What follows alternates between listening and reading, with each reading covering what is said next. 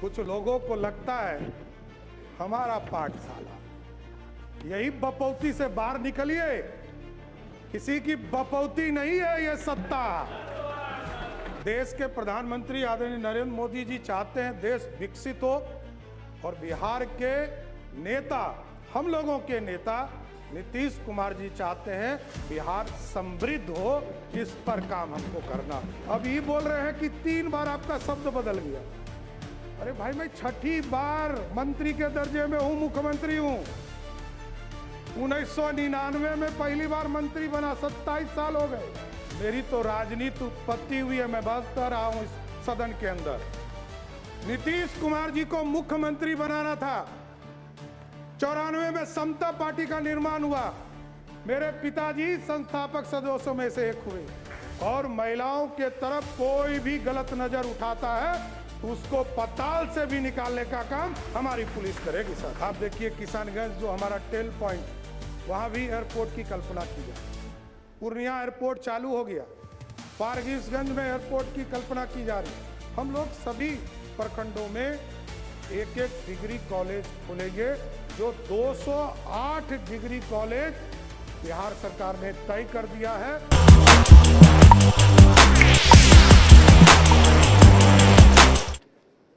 आज इस सदन के सामने मैं सबसे पहले बिहार की महान जनता और अपने नेतृत्वकर्ता देश के यशस्वी प्रधानमंत्री आदरणीय नरेंद्र मोदी जी को, बिहार के सबसे लोकप्रिय नेता और बिहार के पूर्व मुख्यमंत्री आदरणीय नीतीश कुमार जी को, भारतीय जनता पार्टी के राष्ट्रीय अध्यक्ष आदरणीय नितिन नवीन जी को, भारत सरकार के गृह मंत्री आदरणीय अमित शाह जी को और तमाम जो हमारे एनडीए के साथी जो सभी नेता हैं, सबका मैं धन्यवाद देता हूं जिन्होंने, और यहाँ पर जो माननीय सदस्य हमारे सभी हैं, सबने मुझ में विश्वास व्यक्त किया।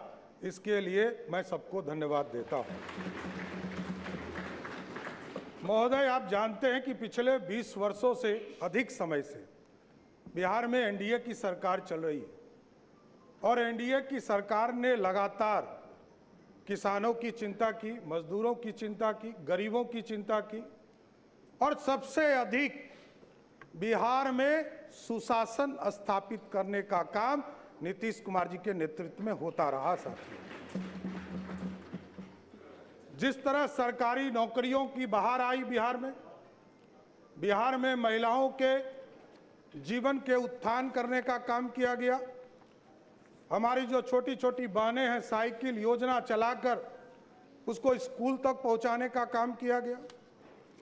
लगातार ऐतिहासिक शराबबंदी कदम भी आदरणीय तत्कालीन मुख्यमंत्री नीतीश कुमार जी ने लिया। साथी, मैं जरूर ये आश्वस्त करना चाहता हूं सदन को भी और पूरे बिहार को, देश के प्रधानमंत्री आदरणीय नरेंद्र मोदी जी चाहते हैं देश विकसित हो और बिहार के नेता, हम लोगों के नेता नीतीश कुमार जी चाहते हैं बिहार समृद्ध हो। इस पर काम हमको करना है। और जिस तरह नीतीश कुमार जी के नेतृत्व में CCC पर कोई समझौता नहीं किया गया, चाहे वो क्राइम हो, करप्शन हो और कम्युनिज्म हो, इन तीनों चीजों पर कभी समझौता नहीं किया गया। आगे भी किसी भी कीमत पर कोई समझौता ये सरकार नहीं करेगी। साहब, सही बात है। कुछ लोग को चिंता रहती है, कुछ लोगों को लगता है हमारा पाठशाला, यही बपौती से बाहर निकलिए। किसी की बपौती नहीं है ये सत्ता।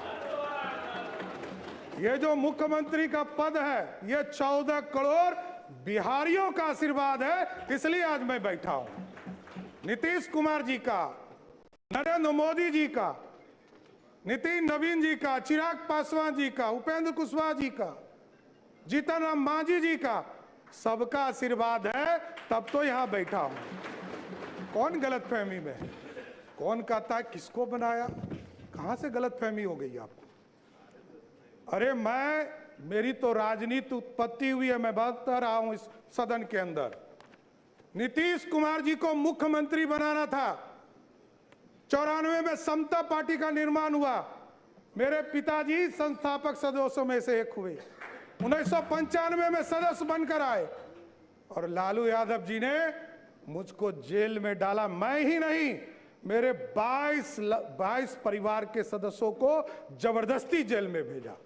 लोग कहते हैं लालू यादव का, इसलिए मैं ऑफिशियल बयान कर रहा हूं, इसलिए मैं कोट कर रहा हूं कि लालू यादव जी ने मिलर स्कूल के मैदान में क्षमा मांगा था कि हमसे गलती हुई, इसलिए बोल रहा हूं। और मेरे कई चीजों पर ये लोग चर्चा करते, केस, मैं तो कह ही रहा हूं। इस सदन में कई बार मैंने कहा, नीतीश जी नहीं होते तो लालू जी मुख्यमंत्री होते क्या? लालू जी को भी मुख्यमंत्री नीतीश कुमार जी ने बनाया, ये आपको जानकारी होना चाहिए।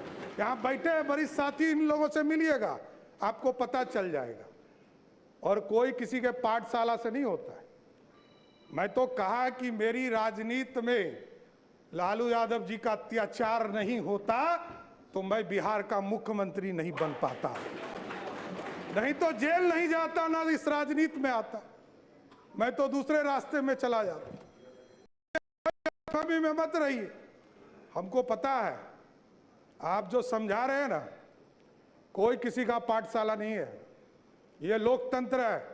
यही भारतीय जनता पार्टी है साथियों, जिस पार्टी ने हमको लीडर ऑफ ऑपोजिशन भी बनाया, भारतीय जनता पार्टी का अध्यक्ष भी बनाया और 2 बार डिप्टी सीएम बनाया और आज बिहार का मुख्यमंत्री बनाया है। किस गलतफहमी में आप हैं?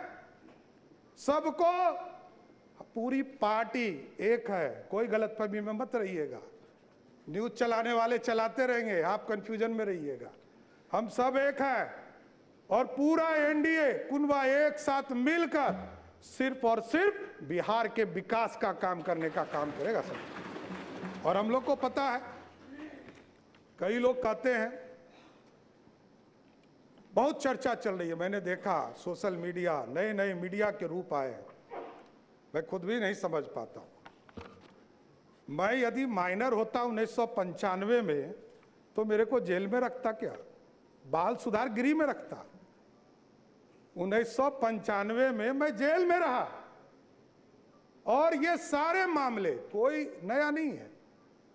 मैं लोअर कोर्ट लड़ा हूं, हाई कोर्ट लड़ा हूं, सुप्रीम कोर्ट लड़ा हूं, सब बार लड़कर जीतकर यहां बैठा हूं, कहीं कहीं दिक्कत नहीं। जो आदेश सुप्रीम कोर्ट का होता है, न्यायालय का होता है, वही करता हूं। और डिग्री में आप भाई पीछे छूट गए।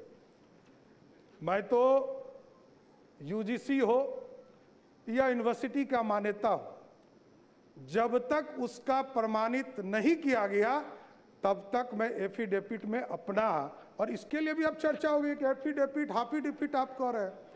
अरे भैया, ये बिहार के लोग अब ये बोल रहे हैं कि 3 बार आपका शब्द बदल गया। अरे भाई, मैं 6ठी बार मंत्री के दर्जे में हूं, मुख्यमंत्री हूं। 1999 में पहली बार मंत्री बना, 27 साल हो गए। जितने समय के बाद तो लोग राजनीति छोड़ देते हैं। अभी हमारे भाई अख्तरुल जी ने कहा कि सबसे युवा मुख्यमंत्री, लालू जी सबसे पहले युवा मुख्यमंत्री हुए, लेकिन पूरे बिहार को लूटने में लग गए। इसलिए युवा नहीं, बिहार को समृद्ध बनाना है, बिहार की समृद्धि के लिए काम करना। बिहार में नीतीश कुमार जी और प्रधानमंत्री जी ने जो संकल्प लिया है, 1 करोड़ लोगों को सरकारी नौकरी और रोजगार देना है, इस वादे पर काम करना है। और महिलाओं के लिए स्पष्ट बताना चाहता हूं, नीतीश कुमार जी एक गार्जियन के तौर पर बिहार में काम करते रहे। आदरणीय प्रधानमंत्री जी लगातार महिलाओं के सम्मान में आगे बढ़ रहे, और अभी कह रहे थे ना कि आरक्षण के अंदर आरक्षण दे दीजिए। विजय बाबू उठे तो इनको कहे कि दर्द हो रहा है। आज देख लीजिए, हमारी बहनें यहाँ बैठी है, 29 विधायक हैं यहाँ पर, उसमें से 23 विधायक सिर्फ ओबीसी या दलित समाज से है, 2/3 से अधिक। जब आरक्षण होता, आज यदि संसद में बिल पारित हो गया होता तो यहां 29 नहीं, 122 विधायक जीतकर हमारी बहनें आएंगी। यह व्यवस्था चाहते हैं मोदी जी, और नीतीश कुमार जी ने तो इसके लिए किया।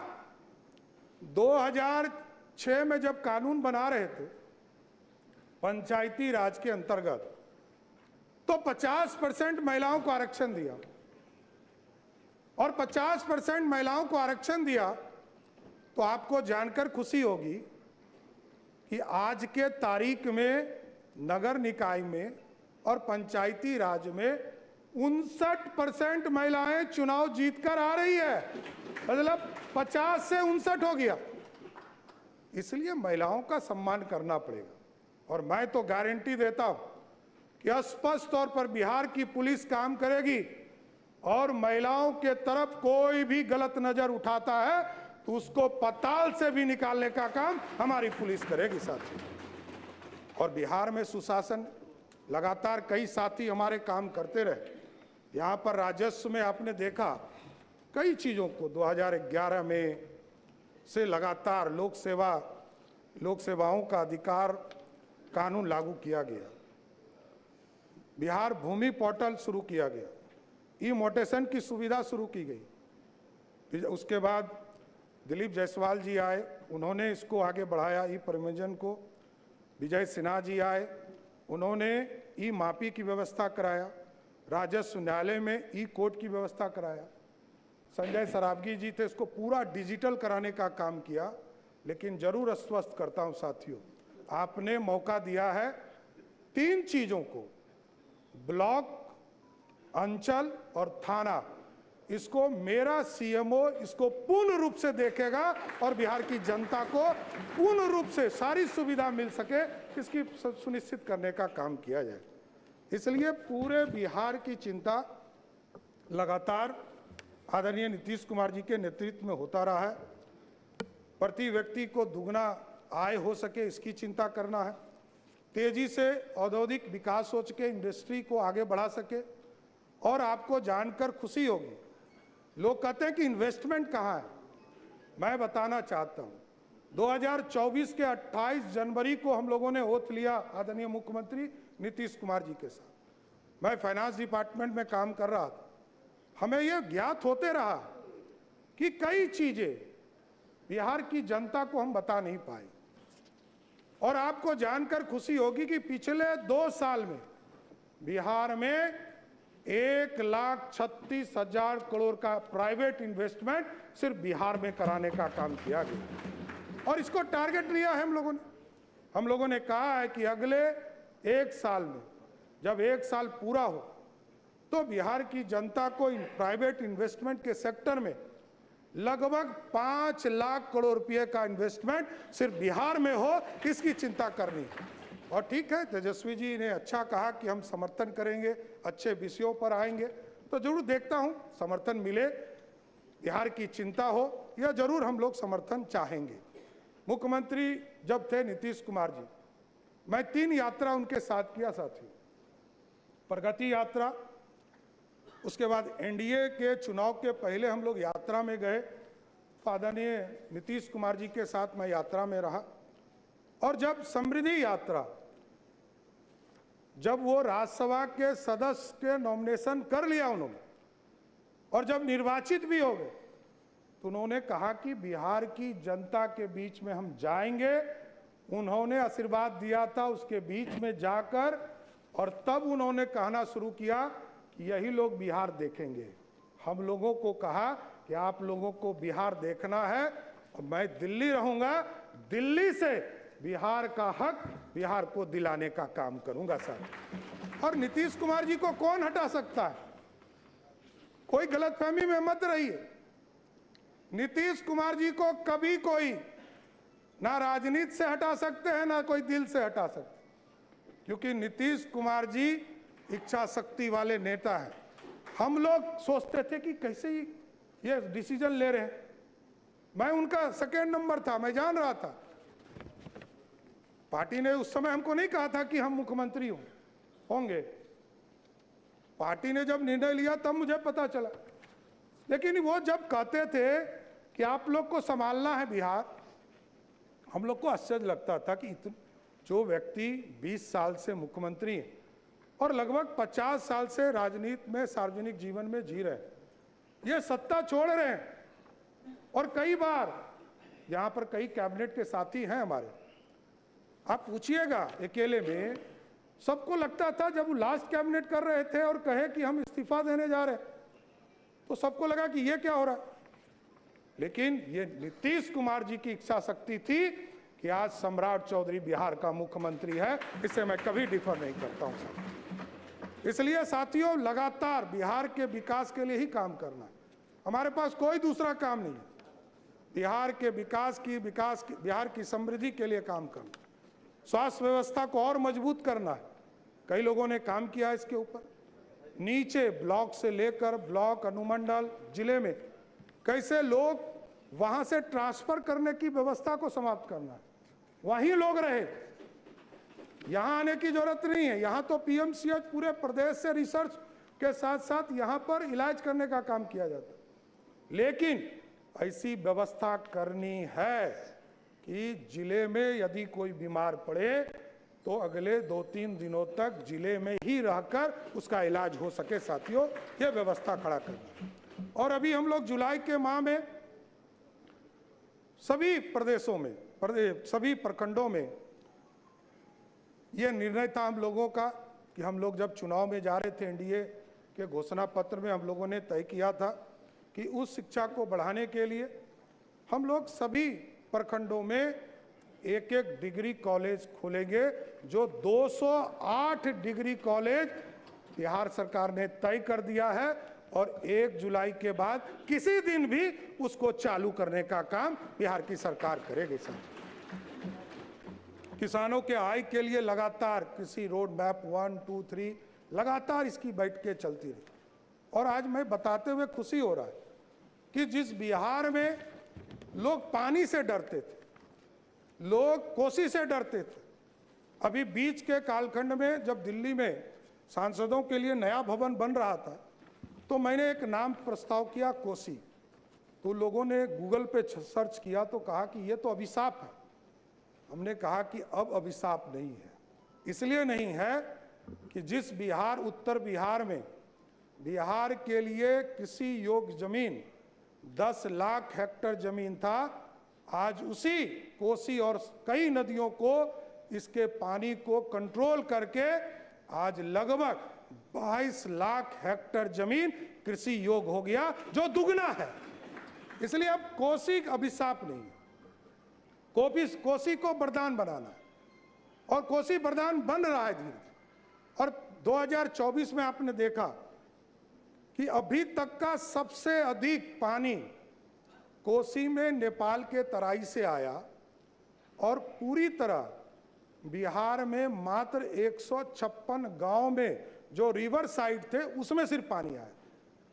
6.5 लाख क्यूसेक पानी छोड़े गए, 6,48,000 क्यूसेक पानी छोड़े गए, जबकि उसकी कैपेसिटी ही उस बांध की 6,52,000 क्यूसेक पानी था।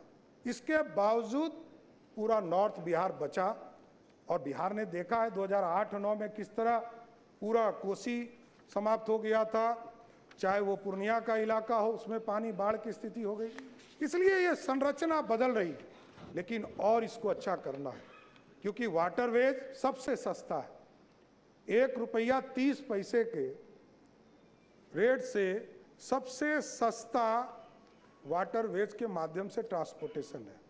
रोडवेज उससे महंगा है, रेलवेज उससे महंगा है, उससे महंगा रोडवेज है और फिर एयर ट्रैफिक है।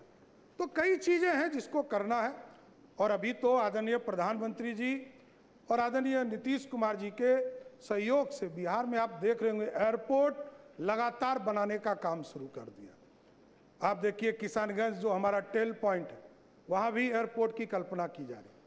पूर्णिया एयरपोर्ट चालू हो गया, फारबिसगंज में एयरपोर्ट की कल्पना की जा रही, सहरसा में एयरपोर्ट की कल्पना की जा रही है, उसका भी टेंडर निकल गया, बीरपुर का टेंडर निकल गया, दरभंगा में हमारा एयरपोर्ट बनकर तैयार हो गया और चालू है, और अगले 6 महीना में नया बिल्डिंग टर्मिनल भी चालू हो जाएगा।